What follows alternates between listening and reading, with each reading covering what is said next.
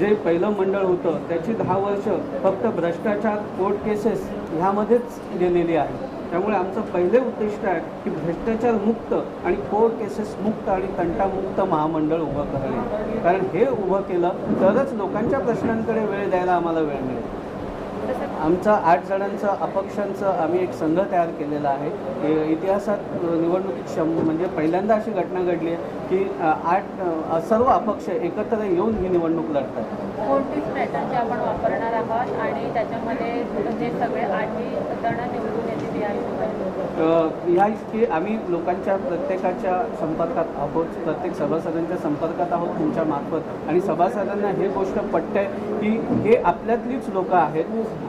सर्वजण ही सर्वजण आपल्यातलीच लोकं आहेत. हे सभासदांपर्यंत आतापर्यंत पोचलेले आहेत. त्यामुळे खूप लोकांचे आम्हाला आता फोन यायला लागले की आमचा पाठिंबा हा तुम्हाला आहे, तुमच्यासारखी लोकं निवडून आली तरच बदल घडू शकतो. आम्ही वैयक्तिक खूप कोरोना काळामध्ये आम्ही वैयक्तिकरित्या खूप लोकांपर्यंत पोहोचलो. खूप लोकांना जेवढी आम्हाला मदत करता आली किटच्या माध्यमातून म्हणा की या बाकी सगळ्या माध्यमातून की पेशंट लोकांना पोचवणं असेल हॉस्पिटलला म्हणा किंवा प्रत्येक विभागातले आता आमच्या प्रत्येक विभागातले जे कामगार आहेत, कलाकार आहेत, ज्यांना रेशन पाण्याची पण वांदे होत होते, तर आम्ही वैयक्तिकरित्या पैसे काढून किंवा काही नगरसेवकांना हाताशी धरून या लोकांपर्यंत आम्ही पोचलेलो. ह्या लोकांपर्यंत आम्ही किट पोचवलेले आहे. या लोकांना आम्ही मदत केलेली आहे. त्यामुळे त्यांचा पाठिंबा आम्हाला आहे की नाही.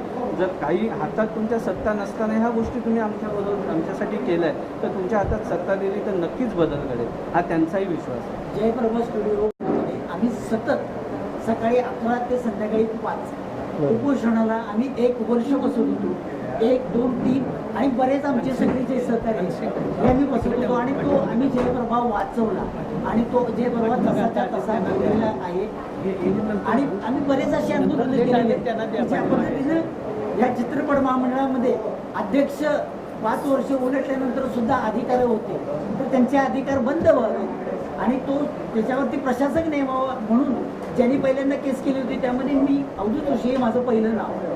आम्ही या सगळ्या गोष्टी केलेल्या आहेत की बाबा लोकांचं काम लोकांकडे यावं. आंदोलनात आम्ही सक्रिय असतोच. आता यावेळी आम्ही ठरवलंय की आता आंदोलन करणारी लोकच आता सत्तेवर जाऊ आणि त्यांना न्याय देऊ.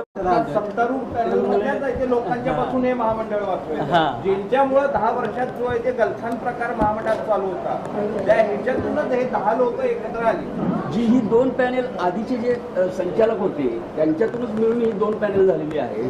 तर ही जी मंडळी आहेत प्रत्येक वेळी खुर्ची त्यांना हवी आहे. त्या मंडळींना त्या गलथान कारभार करणाऱ्यांना आणि त्या भ्रष्टाचार करणाऱ्यांना आणि राजकारण त्या चित्रपट महामंडळामध्ये आणणाऱ्यांना आम्हाला त्याच्यापासून वाचवायचं. महामंडळापासून वेगळा प्रश्न आहे माझा पिक्चराच्या विषया संदर्भात आहे. पूर्वी सत्याच्या विरोधात पिक्चर तयार होत होते, वास्तुस्थिती दाखवली जात होती. परंतु आता जी पिक्चर बनत आहेत ते पिक्चर कुठं ना कुठं एका पक्षाला मोठे करण्यासाठी पिक्चर बनते. त्याचं नेमकं कारण काय आहे त्यावर आपण जातो. कारण की एकतर सिनेमा बनवल्यानंतर तो सेन्सॉरकडे जातो आणि सेन्सॉरमध्ये सत्ताधाऱ्यांची माणसं बसलेली असतात.